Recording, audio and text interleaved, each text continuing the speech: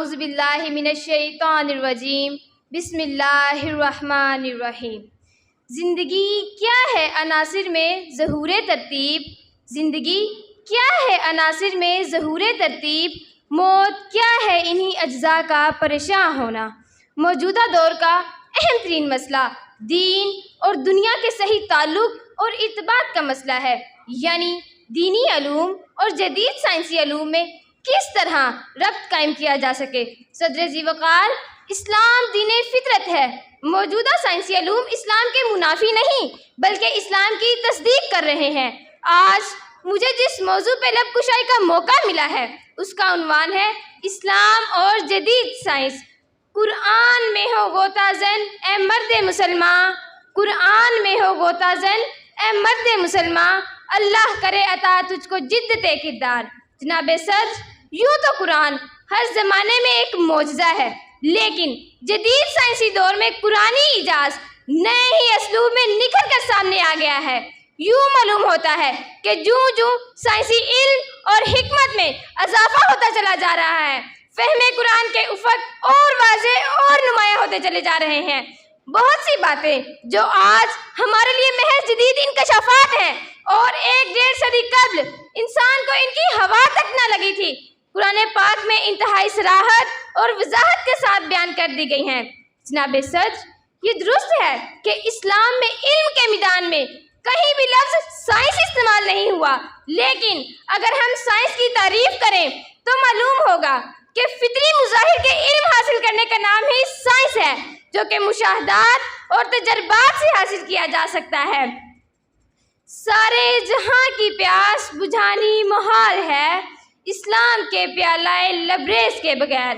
جناب صدر، آج سے 1500 سال قبل کسی کے تصور میں بھی یہ بات نہ تھی کہ کائنات کی تشکیل ایک ایسے گیسی مادے سے ہوئی ہے جو ہائیڈروجن اور ہیلیم جیسے عناصر کا مرکب تھا اور آہستہ آہستہ گردش کر رہا تھا۔ یہ انجام کار متعدد ٹکڑوں میں بٹ گیا۔ دور جدید کے سائنسدانوں نے اس دھوئیں کو اب دیکھا ہے اور مشاہدہ کر رہے ہیں کہ کس طرح اس سے سیارے بن رہے ہیں۔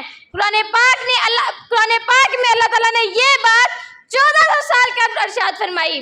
ارشاد بانی تعالیٰ ہے، اور پھر وہ آسمان اور زمین کی طرف متوجہ ہوا جو اس وقت محض ایک دھواں تھا، اور اس نے ان دونوں سے کہا وجود میں آ جاؤ، خواہ تم چاہو یا نہ چاہو۔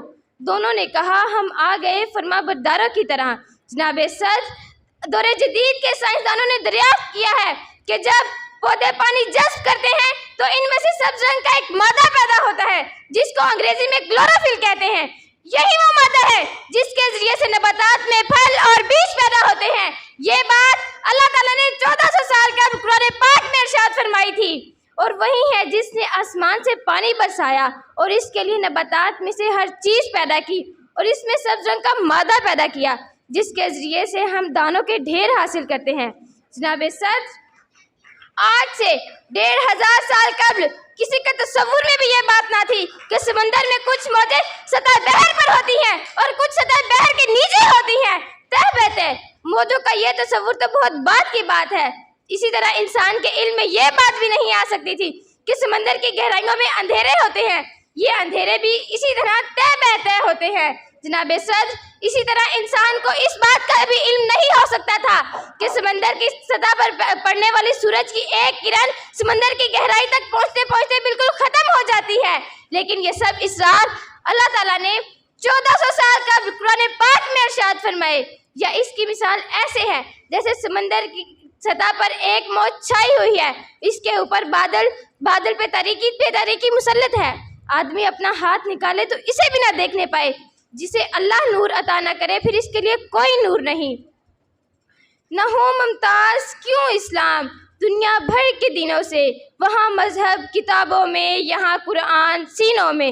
جناب صدر، اب آئیں دیکھیں کہ قرآن پاک نے فلک یا مدار کا کیا تصور پیش کیا ہے، اور وہ اللہ ہی ہے جس نے رات اور دن بنائے اور چاند کو پیدا کیا، اور چاند اس کے لیے ہم نے منزلیں مقرر کر دی، اور ان منزلوں سے گزرتا ہوا وہ کھجور کی سوکھی شاخ کی ماند رہ جاتا ہے، اور نہ رات دن سے پہلے آ سکتی ہے اور نہ سورج کے بس میں ہے کہ وہ چاند کو جا پکڑے۔ یہ سب اپنے اپنے مداروں میں تیر رہے ہیں۔